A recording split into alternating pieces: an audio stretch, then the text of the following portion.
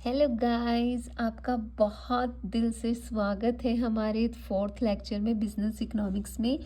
Basically हम पढ़ रहे थे डिमांड एनालिसिस, जिसमें हमने पढ़ा था कि डिमांड क्या होती है और हमने तीन बेसिक से कंसेप्ट पढ़े थे जो कि मोस्ट इम्पोर्टेंट कंसेप्ट थे: डिज़ायर, वांट्स एंड डिमांड।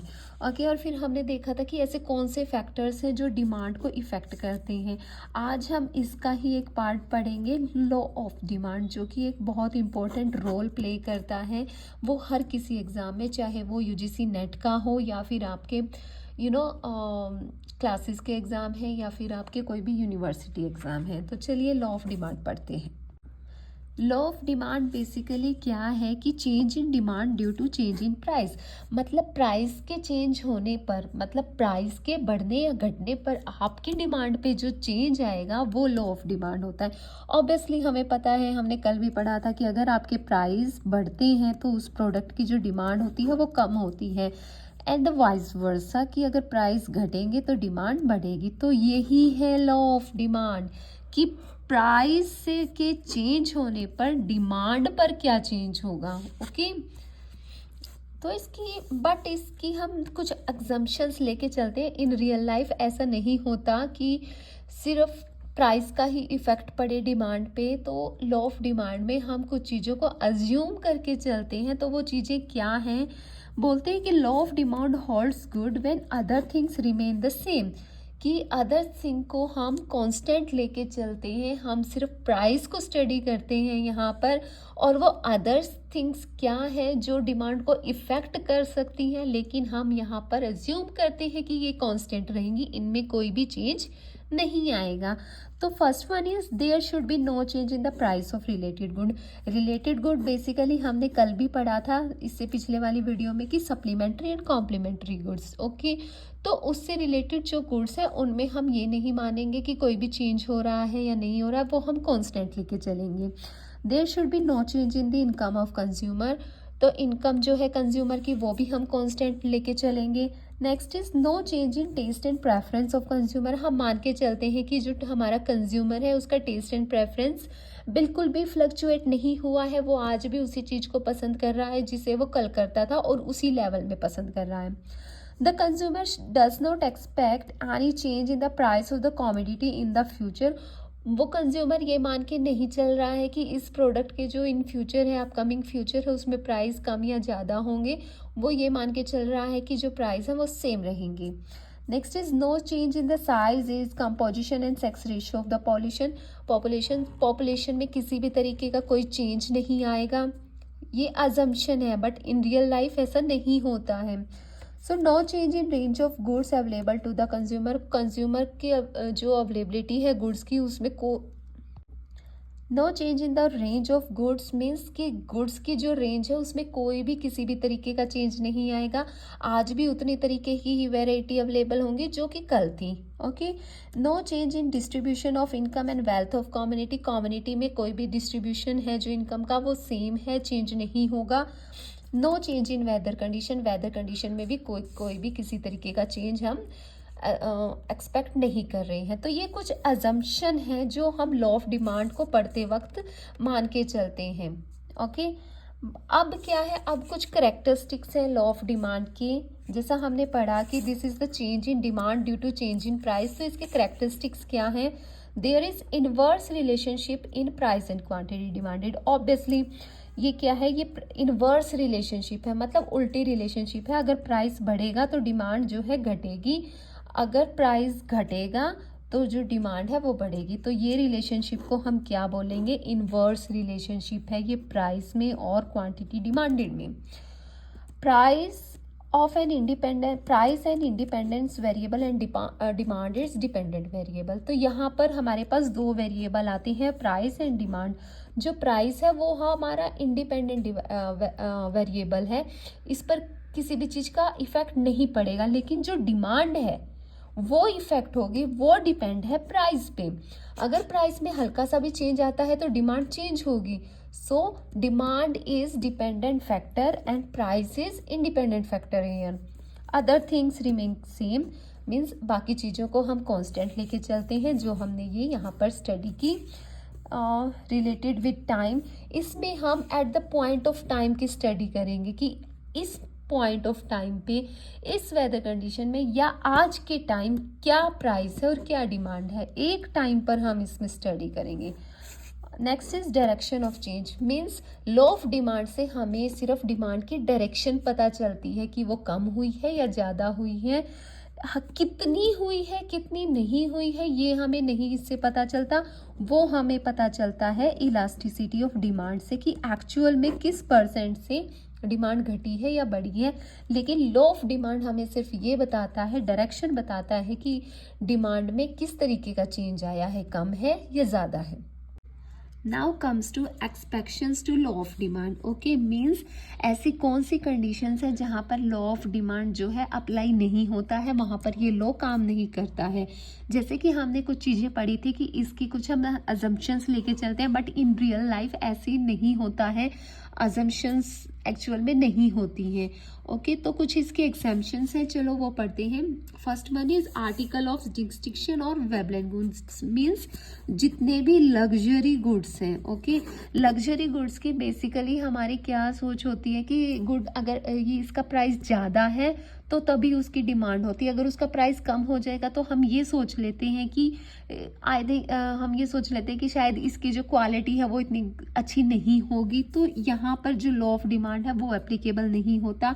यहाँ पर मोस्टली अगर किसी प्रोडक्ट का गुड्स का प्राइस ज़्यादा है तो उसकी डिमांड उतनी ज़्यादा होती है।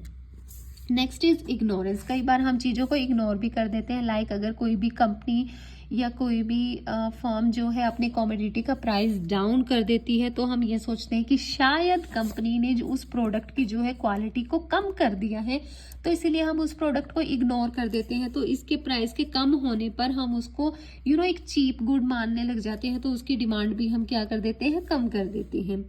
Next is expectation of rise in fall in price in future, अगर हमें ये एक्सपेक्ट हो रहा है कि इस पर्टिकुलर प्रोडक्ट के इन फ्यूचर में प्राइस या तो बढ़ने वाले हैं या घटने वाले हैं। फॉर एग्जांपल, अगर हमें ये लग रहा है कि गोल्ड के प्राइस जो हैं वो बढ़ने वाले हैं इन फ्यूचर में, तो आज हम उसकी डिमांड क्या कर देंगे, बढ़ा देंगे। ओके, आज चाहे उसके प्राइस ज़्यादा हो, आज चाहे उसके प्राइस कुछ भी हो, हम उसकी डिमांड आज ही बढ़ा देंगे। और अगर हमें यूँ लग रहा है कि इस पर्टिकुलर प्रोडक्ट की जो डिमांड है, मतलब प्राइस है इन फ्यूचर, वो कम होने वाले हैं, तो आज के टाइम अगर वो गुड्स जो है सस्ता भी है तो भी हम उसकी डिमांड कम कर देंगे कि भैया कल को तो इसके प्राइस कम होने ही वाले हैं, तो हम तभी खरीद लेंगे।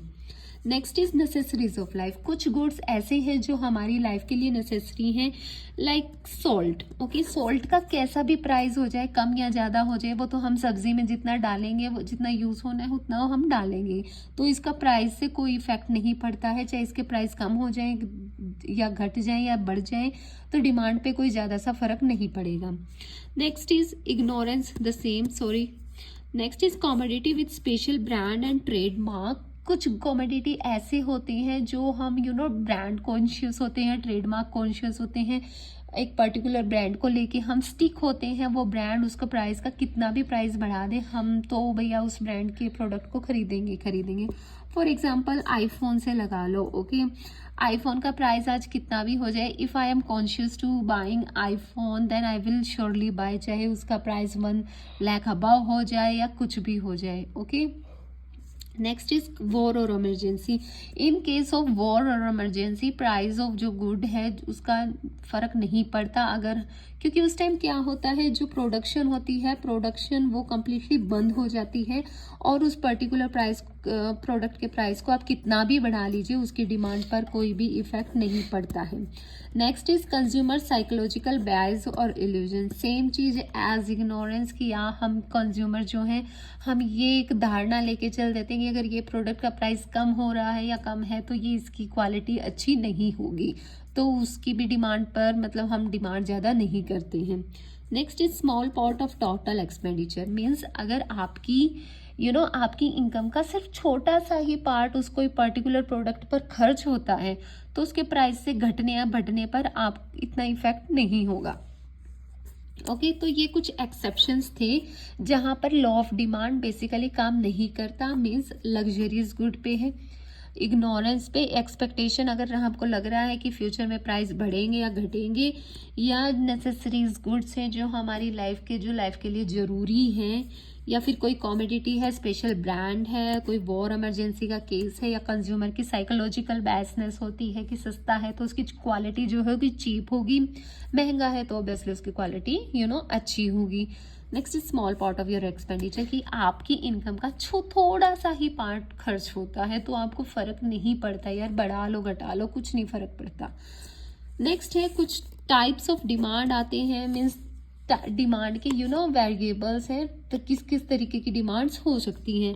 First one is demand for consumer goods and producer good. अब कंज्यूमर गुड्स क्या होते हैं? कंज्यूमर गुड्स बेसिकली वो गुड्स होते हैं जो फाइनल कंजप्शंस के लिए यूज़ होते हैं। फॉर एग्जाम्पल अगर मैं शॉप पे जाती हूँ and if I purchase packet of biscuit for self use, okay, तो मैंने उसको खाने के लिए परचेज किया, तो that is consumer good. But producer goods are those goods which are use to produce another good, okay. We consumer goods को basically बनाने के लिए यूज होते हैं। फॉर एग्जाम्पल जैसे हम कोई रॉ मटेरियल खरीदते हैं, जैसे अब फाइनल कंज्यूमर गुड आपका हो गया बिस्किट। अब बिस्किट को बनाने के लिए जैसे वीट खरीदा गया, वीट से आटा बनेगा, आटे से देन बिस्किट बनेगा, ओके। तो यहाँ पर वीट क्या हो गया? प्रोड्यूसर गुड हो गया। तो इन चीज़ों में हम कंज्यूमर गुड और प्रोड्यूसर गुड्स की डिमांड को स्टडी करते हैं। Next is demand for perishable and durable goods. Perishable goods कौन से गुड्स होते हैं? पेरिशेबल गुड्स वो गुड्स होते हैं जो जल्दी ही खराब हो जाते हैं। फॉर एग्जांपल जैसे दूध है, आप उसको ज़्यादा दिन तक स्टोर नहीं कर सकते हो, आपको उसको कंज्यूम करना पड़ेगा और उसकी ही इतनी डिमांड फिर फ्लक्चुएट होगी। अब durable goods are those goods जो दिनों दिनों तक, सालों सालों तक खराब नहीं होते हैं, you can store them, okay. तो इनकी जो डिमांड है वो अलग रहेगी। Next is autonomous demand and derive demand. Autonomous demand and derive ना कुछ कंज्यूमर एंड प्रोड्यूसर गुड्स की जैसी ही है। ऑटोनॉमस डिमांड बेसिकली जो गुड आज हमने खरीदा वो फाइनल सेटिस्फेक्शन के लिए खरीदा, वो आपको पूरी तरीके से जिस तरीके से खरीदा वो आपको सेटिस्फाई कर रहा है। Derive demand is basically that demand जो आपको उसके थ्रू मिलने वाली है, मीन्स आप कोई उससे प्रोडक्ट बनाएंगे और फिर आपको उससे कंज्यूम करेंगे। Next is industry demand and firm demand. Firm demand is basically एक पर्टिकुलर फर्म की डिमांड, एंड इंडस्ट्री बेसिकली उस प्रोडक्ट की जितनी भी सारी इंडस्ट्री या फर्म्स है उन सब की डिमांड। यहाँ पर हम एग्जांपल ले सकते हैं। फॉर एग्जांपल कार है, ओके, यहाँ पर हम बात करते हैं फॉर एग्जांपल मारुति की, ओके, मारुति सुजुकी की, ओके। तो मारुति सुजुकी की जो डिमांड है खाली वो हम फर्म डिमांड में स्टडी करते हैं, लेकिन कार्स की जितनी भी कार्स आज के टाइम बन रही हैं, चाहे वो थार है, चाहे वो स्कॉर्पियो है, चाहे वो वटएवर जो भी कार्स के नेम हैं वो हैं, तो सबकी जब हम स्टडी करेंगे तो वो यहाँ पर इंडस्ट्री में स्टडी करेंगे। फिर आती है short run demand and long run demand. Basically जो स्पॉन्टेनियस रिस्पॉन्स होता है कि आज प्राइस चेंज हुआ तो आज ही हमने डिमांड को फ्लक्चुएट कर दिया, तो that is short run demand. Long run demand क्या है? वो लॉन्ग पीरियड ऑफ टाइम के लिए होती है, इसमें डिमांड मैनेज हो जाती है। Then joint demand and composite demand. Joint demand is basically two products की लाइक कॉम्प्लीमेंट्री गुड्स हैं, जैसे कि पेन एंड इंक है, ओके। अगर एक की प्राइस में चेंज आएगा तो दूसरे की डिमांड में भी चेंज आएगा, तो ये दोनों जॉइंट प्रोडक्ट हैं। और कंपोजिट डिमांड क्या है कि लाइक सप्लीमेंट्री, जिनका दोनों का कोई रिलेशनशिप नहीं है, लाइक ठीक है, एक के प्राइस चेंज होने पर दूसरे की डिमांड मतलब कम होने पर दूसरे में, फॉर यहाँ पर हम बेसिकली सप्लीमेंट्री गुड्स को स्टडी करेंगे, okay. Then price demand. Price demand में बेसिकली प्राइस की वजह से डिमांड में चेंज आना, that is price demand. And income demand is basically जहाँ पर इनकम की वजह से डिमांड में चेंज आए, okay. And cross demand is basically एक प्रोडक्ट की डिमांड की वजह से दूसरे, मतलब एक प्रोडक्ट के प्राइस में चेंज की वजह से दूसरे प्रोडक्ट के प्राइस में चेंज आए, तो बेसिकली क्रॉस डिमांड। फिर आती है market demand and segment market demand, और you can say market segment demand. Market demand is basically the whole market demand, okay. And segment क्या है, उस मार्केट का एक छोटा सा पार्ट। तो उस छोटे से पार्ट की उस छोटे से प्रोडक्ट की डिमांड। मार्केट डिमांड में बेसिकली जितने भी सारे प्रोडक्ट्स हैं मार्केट में अवेलेबल, उन सब की डिमांड स्टडी होती है।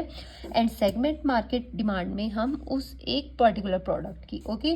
तो ये थे हमारे कुछ type of demand. Basically you can से टाइप ऑफ गुड्स की हमारे पास गुड्स किस किस तरीके के हो सकते हैं और उनकी डिमांड्स क्या क्या हो सकती हैं, okay. Now let's come to next topic. तो एक और हमारा मेन इंपॉर्टेंट टॉपिक आता है, इसी टॉपिक का मेन पार्ट है ये लॉ ऑफ डिमांड का ही, change in quantity demanded and change in demand. देखने में तो ये दोनों सेम वर्ड लगते हैं, बट एक्चुअल में दीज आर नॉट। इनमें जमीन और आसमान का फर्क है। First is change in demand. यहाँ पर बेसिकली क्या होगा, आपकी डिमांड जो है क्वांटिटी में चेंज आएगा, लेकिन इस केस में, इस सीन में क्या होगा कि जो आपकी पूरी की पूरी डिमांड है वो ही चेंज हो जाएगी। तो चलिए पढ़ते हैं चेंज इन क्वांटिटी डिमांडेड। इसमें एक्चुअल में मूवमेंट होगा अलोंग द डिमांड कर्व, कि आपका डिमांड कर्व तो एक ही रहेगा, लेकिन उसमें अपवर्ड और डाउनवर्ड या कॉन्ट्रैक्शन या एक्सपेंशन वो होगा। और ये क्यों होता है, ये होगा ओनली फ्रॉम प्राइस में चेंज आने की वजह से। यहाँ पर हम सिर्फ एक फैक्टर लेके चलते हैं कि प्राइस में अगर चेंज आता है तो हमारी क्वांटिटी में क्या चेंज आएगा, क्वांटिटी डिमांडेड में क्या चेंज आएगा। सीधी सी बात है, अगर प्राइस बढ़ेगा तो हम उस प्रोडक्ट की जो क्वांटिटी डिमांड है उसको हम कम कर देंगे, अगर प्राइस घटेगा तो उसकी क्वांटिटी डिमांड को हम बढ़ा देंगे। So basically this is change in quantity demanded, कि प्राइस में चेंज आने से अलोन, सिर्फ और सिर्फ हम प्राइस को मान के चलेंगे, बाकी चीज़ों को हम कांस्टेंट लेके चलेंगे, हम ये सोच के चलेंगे कि बाकी सारी चीज़ों में कोई चेंज नहीं है। So change in price alone leads to change in quantity demanded, और इसी को हम बोलते हैं movement along the demand curve. For example ये हमारा डिमांड कर्व है, यहाँ पे हमने प्राइस को शो किया है और यहाँ पर हमने क्वांटिटी डिमांडेड को शो किया है। तो 1 2 3 1 2 3, बेसिकली जब एक था प्राइस तो हमारी डिमांड थी 3 यूनिट्स की, ओके। अब प्राइस बढ़ के हो गया है 2, तो हमने क्वांटिटी को कम कर दिया। अब प्राइस बढ़ के हो गया है 3, तो हमने डिमांड को और कम कर दिया। तो बेसिकली ये इस तरफ आ रहा है, यू कैन सी, ठीक है। बट जो ग्राफ है वो ऐसे जा रहा है, ठीक है, मतलब, और बढ़ेगा तो वो ऐसे आएगा, मतलब एक ही ग्राफ पे मूवमेंट हो रही है, या तो एक्सटेंशन हो रहा है या कॉन्ट्रैक्शन हो रहा है। एक्सटेंशन बेसिकली एक्सटेंशन जब होगा जब प्राइस में फॉल होगा, ओके। प्राइस घटेगा तो आपकी डिमांड जो है एक्सटेंड होगी, लेकिन अगर प्राइस बढ़ेगा तो आपकी डिमांड, जो आपका डिमांड कर्व है वो आपका कॉन्ट्रैक्ट हो जाएगा, okay. So that is change in quantity demanded. Basically in crux we can say that due to change in price there will be change in quantity demanded. It is either extend or either contract, and this moment is called movement along the demand curve. This change is called movement along the demand curve, okay. Now comes to next change in demand, okay. अब change in demand क्या है, कि मतलब पूरी की पूरी demand में ही change आ जाना। जो हमारा डिमांड कर्व है वो पूरा शिफ्ट हो जाएगा, वो उठ के या तो इधर हो जाएगा या इधर हो जाएगा। और ऐसा क्यों होगा, यहाँ पर हम प्राइस का फैक्टर लेके नहीं चलेंगे, हम यहाँ सोच के चलेंगे अदर देन फैक्टर्स जो हमने अज्यूम किए थे लॉ ऑफ डिमांड में। अब वो हम सारे यहाँ पर कंसीडर करेंगे कि यहाँ पर चेंज हुआ है, या तो इनकम में या टेस्ट में या पॉपुलेशन में या वेदर में, जो भी हमारे फैक्टर्स थे उनकी वजह से जो चेंज हुआ वो हुआ change in demand. For example अगर इनकम बढ़ गई तो डिमांड में चेंज आ गया, वेदर चेंज होके आज गर्मी का है सर्दी का आ गया, तो जैसे वूलन क्लोथ्स की डिमांड में चेंज आ गया। तो जो उनकी वजह से चेंज आएगा डिमांड में, हम उसको स्टडी करते हैं as a shift of demand curve. उसको हम शिफ्ट ऑफ डिमांड कर्व बोलेंगे। या तो उसमें डिक्रीज होगा डिमांड में, जिसको अगर वो लेफ्टवर्ड शिफ्ट होता है तो उसको हम डिक्रीज इन डिमांड बोलेंगे। देखिए मैंने ग्राफ से एक बार समझाने की कोशिश की है। ये हमारा डिमांड कर्व है, पहले हमारी डिमांड इधर थी, ओके। अब due to change in some factors demand curve जो है हमारा लेफ्टवर्ड शिफ्ट हो जाता है, इधर को आ गया हमारा फाइनल डिमांड कर्व, तो इसको हम बोलेंगे डिक्रीज इन डिमांड। और ये क्यों हुआ कि या तो आपकी इनकम में डिक्रीज हो गया, डिक्रीमेंट हो गया, या कोई fall in price of substitute goods है, जो सब्सटीट्यूट गुड्स है उनके फॉल में प्राइस आ गया तो दूसरे प्रोडक्ट की प्राइस बढ़ गई।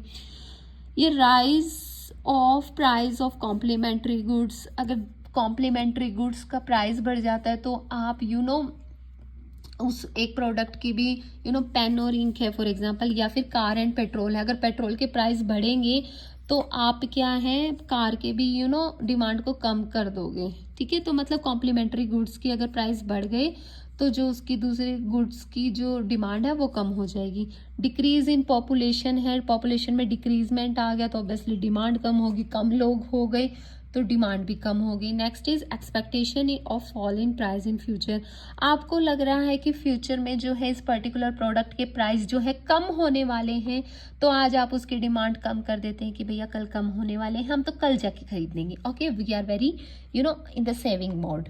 सो नेक्स्ट है इंक्रीज इन डिमांड कर्व, जब राइट शिफ्ट होता है डिमांड कर्व, देखो पहले हमारा डिमांड कर्व ये था, अब ये शिफ्ट होके राइट की तरफ शिफ्ट हो गया है और आगे की तरफ बढ़ गया, तो this is right word shift, जिसको हम बोलेंगे इंक्रीज इन डिमांड। और ये क्यों हुआ, बेसिकली इसके ही सारे उल्टे फैक्टर, अगर हमारी डिमांड में इंक्रीमेंट हो जाता है, सॉरी इनकम में इंक्रीमेंट हो जाता है, या हमारे जो सब्सटीट्यूट गुड्स हैं उनका प्राइस बढ़ जाता है तो हम इस प्रोडक्ट की डिमांड बढ़ा देते हैं, या फिर कॉम्प्लीमेंट्री गुड्स का प्राइस जो है डिक्रीज हो जाता है, तो ऑब्वियसली अगर पेट्रोल के प्राइस कम हो जाएंगे तो हम गाड़ी परचेज कर लेंगे, चलो भाई सस्ती पड़ेगी, पेट्रोल के प्राइस कम हो गई हैं। या फिर पॉपुलेशन जो है हमारी बढ़ जाती है, ऑब्वियसली जितने हाथ उतने खाने को मांगेंगे। या फिर expectation of price rise in future, और हमें लग रहा है कि भैया फ्यूचर में जो है इस प्रोडक्ट के जो प्राइस है वो बढ़ने वाले हैं, इसीलिए हम उसकी आज डिमांड बढ़ा देते हैं। So this is all about the law of demand, जिसमें हमने पढ़ा बेसिकली, हमने इसका मीनिंग पढ़ा, हमने कुछ अजम्पशंस पढ़ी कि लॉ ऑफ डिमांड पढ़ते वक्त हम क्या क्या अज्यूम करके चलते हैं। हम अज्यूम करके चलते हैं कि जो प्राइस है कुछ ऐसे, जो इनकम में कोई चेंज नहीं होगा, टेस्ट एंड प्रेफरेंस में कोई चेंज नहीं होगा, पॉपुलेशन जो है वो सेम रहेगी, जो रेंज है गुड्स की वो भी चेंज नहीं होगी, कोई डिस्ट्रीब्यूशन ऑफ इनकम है वो भी सेम रहेगा, या फिर वेदर कंडीशन है वो भी सेम रहेंगी। हमने फिर कैरेक्टरिस्टिक्स पढ़े लॉ ऑफ डिमांड की, हमने देखा कि इनवर्स रिलेशनशिप है प्राइस एंड क्वांटिटी डिमांड में, प्राइस बढ़ेगा तो डिमांड क्वांटिटी डिमांड जो है कम होगी। प्राइस जो है एक इंडिपेंडेंट फैक्टर है, प्राइस किसी से फर्क नहीं पड़ता, लेकिन डिमांड जो है वो डिपेंडेंट फैक्टर है, वो डिमांड करती है प्राइस पे, इसमें चेंज आने की वजह से इसमें चेंज आएगा, रादर देन इसमें चेंज आने की वजह से इसमें कोई चेंज नहीं आएगा। अदर थिंग्स रिमेन सेम, इसमें हम बाकी सारी चीज़ों को सेम मान के चलते हैं, सिर्फ प्राइस को स्टडी करते हैं। रिलेटेड विद टाइम, आज के टाइम जो डिमांड है प्राइस है हम उसको स्टडी करेंगे। ये डायरेक्शन ऑफ चेंज बताता है कि डिमांड बढ़ रही है या घट रही है, ये नहीं बताता कि एक्चुअल में कितनी घट रही है कितनी बढ़ रही है। ओके, फिर हमने पढ़ा exceptions to law of demand, कि कुछ ऐसी चीज़ें हैं जहाँ पर लॉ ऑफ डिमांड जो है वर्क नहीं करता। कैसे, जो भी लग्जीरियस गुड है या हमारे इग्नोरेंस के उसमें, या कोई भी राइस या fall in price in future है, नेसेसरी लाइफ के जो प्रोडक्ट है जैसे कि सॉल्ट है, वॉर इमरजेंसी का केस, हमारा साइकोलॉजिकल बायसनेस, या small pot of total expenditure. Okay, फिर हमने टाइप ऑफ डिमांड पढ़ी थी रिलेटेड विद गुड्स, हमने डिफरेंट तरीके के गुड्स पढ़े थे कि वो कौन से होते हैं, क्या उनके डिमांड पर चेंज आता है। ओके, देन हमने टॉपिक पढ़ा था change in quantity demanded and change in demand, की क्वांटिटी प्राइस में चेंज आने की वजह से क्वांटिटी में चेंज आना, that is change in quantity demanded. और इसमें होगा movement along the demand curve, ये यूजीसी नेट में क्वेश्चन आए हुए हैं कि मूवमेंट कब होती है, जब डिमांड क्वांटिटी डिमांडेड में चेंज आता है। ओके, या तो ये एक्सटेंड होगा या कॉन्ट्रैक्ट होगा। चेंज इन डिमांड क्या करता है, शिफ्ट करता है डिमांड कर्व को या तो लेफ्ट की तरफ या राइट की तरफ, मीन्स या तो डिक्रीज करेगा या इंक्रीज करेगा। So that's all for today, thank you so much.